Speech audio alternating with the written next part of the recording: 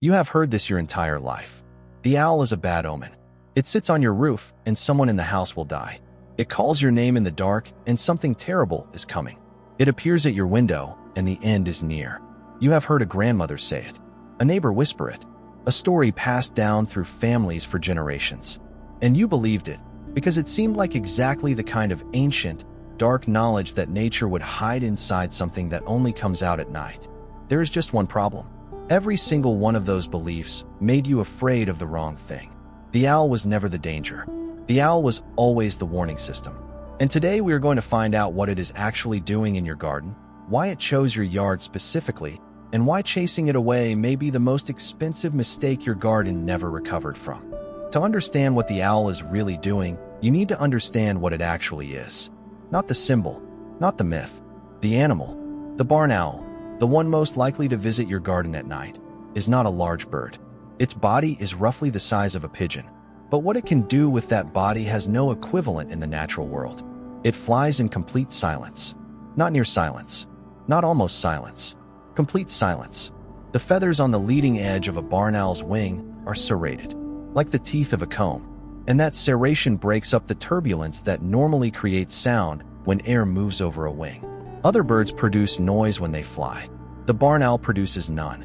It approaches its prey without a single acoustic warning of any kind. Its face is not decorative.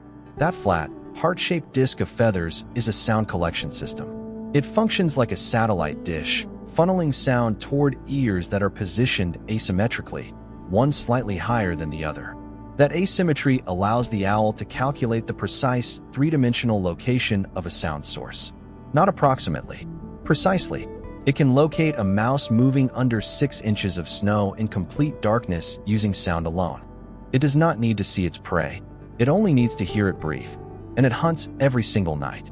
One barn owl, over the course of a single year, will catch between 1,000 and 1,400 rodents. Not in exceptional conditions. In ordinary ones. In a garden like yours. Removing an owl from your garden is like firing your best security guard, taking down the cameras, and leaving every gate open. The garden does not notice immediately.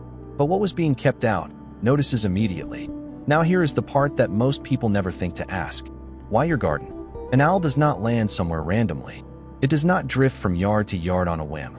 Before an owl establishes a hunting territory, it maps it. It observes. It circles. It listens from a distance over multiple nights before it ever lands. The garden it finally chooses to visit is a garden that passed a test. The test is simple. Is there enough here to hunt? And the answer to that question tells you something important about your soil. Owls hunt rodents. Rodents live where there is ground cover, organic matter, seeds, and root systems to feed on. The same conditions that attract rodents are the same conditions that support earthworms, ground beetles, decomposers, the full living system that makes soil productive. A garden with enough prey to attract an owl is a garden with a functioning ecosystem beneath the surface. Its presence is not a coincidence. It is a measurement. If an owl chose your garden passed a test that most gardens fail. Its absence tells you something too. Owls disappear from areas where pesticide use is heavy, where ground cover is removed, where the soil has been stripped of the organic complexity that supports a food chain from the bottom up. Losing an owl is not neutral information. It is a signal. Now let us talk about what happens when the owl is gone. A single breeding pair of mice produces between 5 and 10 litters per year. Each litter contains between 3 and 14 pups.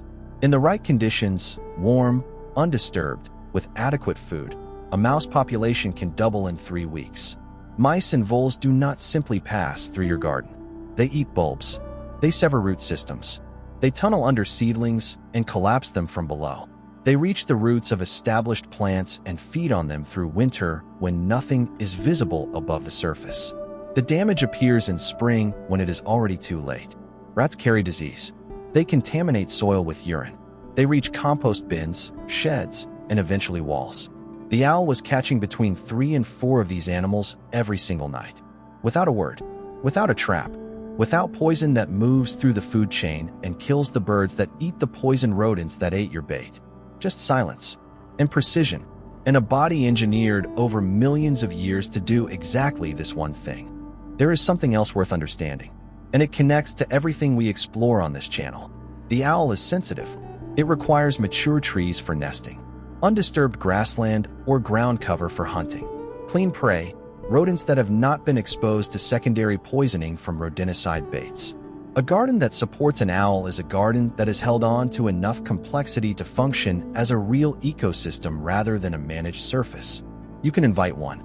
Owl boxes mounted on a mature tree or a high post facing open ground, away from artificial light, will attract a nesting pair in areas where owls are present. They do not require maintenance. They do not require feeding. The garden itself is the offering. If the garden is healthy enough, the owl will find it. And if it finds it, it will stay. The next time an owl lands in your garden at night, do not reach for the broom. Do not turn on the light. Do not shout. Do not assume that something old and frightened once told you about owls has anything to do with what is actually standing on your fence post in the dark. Stand still. Watch. Because what you are looking at is not a visitor passing through. It is not an omen. It is not a symbol of anything coming toward you from somewhere else. It is a guardian, and it chose you. The myths that made you afraid of it were never true. But the reality that it is silent, precise, present for a reason, and working every night to protect the ground beneath your feet is something most people never stop long enough to discover. The next time you find yourself outside after dark and you hear nothing, absolutely nothing, moving through the air above you, look up.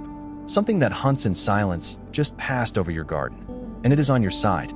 Have you ever seen an owl in your garden at night? Or chased one away before you knew what it was doing there? Tell me in the comments. I read every single one. And this is one of those topics where the stories people share always turn out to be far more interesting than the science. And if today was the day you stopped seeing a dark shape on a fence post and started seeing what is actually there, then something just shifted in the way you look at the night around you. That shift is exactly what this community is built on. I'll see you in the next one.